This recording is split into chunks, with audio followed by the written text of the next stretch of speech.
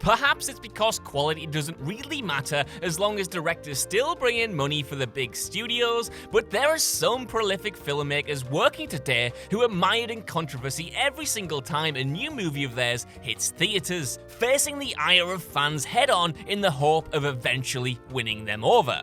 Of course, bad directors face even more backlash if they fell from grace. These are the filmmakers who initially showed the potential to be the next Kubrick or the next Scorsese, only to end up sharing the spotlight with Uwe Boll and Ed Wood. However, the beauty of the industry is that while a star can go from being the next big thing to Hollywood's most wanted within the space of a single flop, all it takes is one similarly great movie to turn that perception back around. Because after all, nobody goes into a movie wanting it to be bad, especially if it comes from a director you used to love. And plenty of filmmakers audiences once hated have been able to prove their loudest critics wrong by releasing one genuinely special flick that's turned their careers completely around.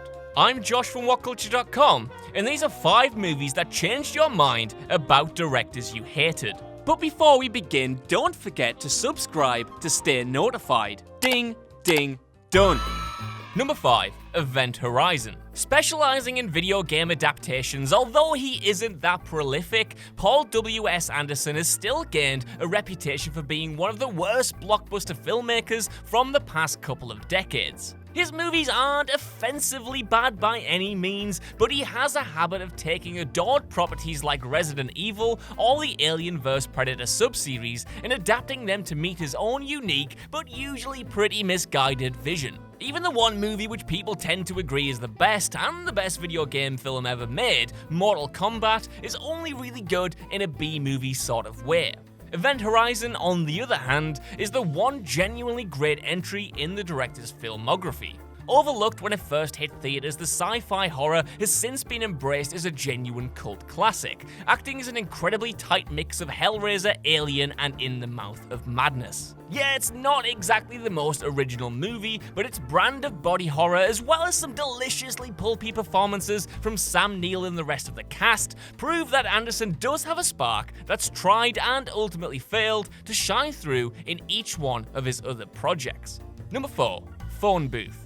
For a while in the early 2000s, Joel Schumacher was considered one of the worst directors on the planet. Blamed with single-handedly ruining Batman on the big screen, the director's failures transformed an entire genre, with the one shining gem in his filmography, The Lost Boys, being seen as nothing but an accidental fluke that subsequent projects all but overshadowed. Further movies away from the superhero realm only seem to cement his status as a hack, with the likes of the Number 23, Phantom of the Opera, and the more recent Trespass bringing out the worst tendencies in the director.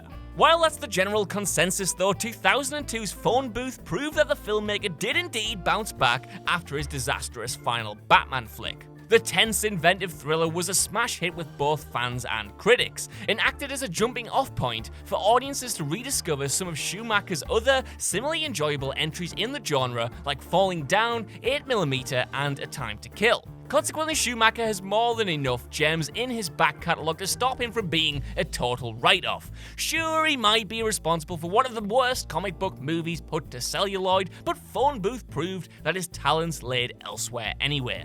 Number 3. Pain and Gain. Although Michael Bay has been the poster boy for everything wrong with Hollywood for the past decade or so, though some could argue that the mantle has since been passed on to Zack Snyder, his fall only hit so hard because he used to be known for great popcorn flicks like The Rock and Bad Boys 2. Of course, Bay's reputation has long since moved past those movies, instead becoming viewed as a soulless corporate shell who continues to pump out brainless schlock. That was, however, until Pain and Gain. And yeah, I know, before you guys jump into the comments section, I know at first glance that the movie has all the hallmarks of a classic Bay misfire. It's got the hyper-masculine leads, literally criminal bodybuilders, criminal bodybuilders, focused on relentless, hectically edited action, and a central story that's all about brawn rather than brains. But unlike some of his more recent work, there's a clear passion and even a message that drives the risky thriller. It's Bay's attempt at commenting on the fallacy of the American dream, wrapped in action so nasty that it works well as genuine satire. It's still an acquired taste, but it shows what Bay could be making if he wasn't tied so tightly to Transformers. Number 2. Doctor Strange. Although Marvel have always been praised for championing unusual choices for their tentpole blockbusters, by far their riskiest appointment was Scott Derrickson. Not only was the director known almost exclusively for horror movies, with his first 2 flicks being the straight-to-video Hellraiser Inferno and The Exorcism of Emily Rose, but his last major blockbuster was the derided remake of The Day the Earth Stood Still. Ridiculed by both fans and critics for not understanding what made the original so special in the first place, the movie resulted in Derrickson returning to horror with his next project, the admittedly good Sinister, but frustrating audiences again with his follow-up, Deliver Us from Evil. Of course, the director bounced back from these disappointments with Doctor Strange, proving Marvel were right to take a chance on him by delivering one of the most visually interesting movies in the MCU. While it didn't break any boundaries from an origin story perspective, it somehow did make Benedict Cumberbatch believable as a wisecracking magic superhero. So, give them props for that.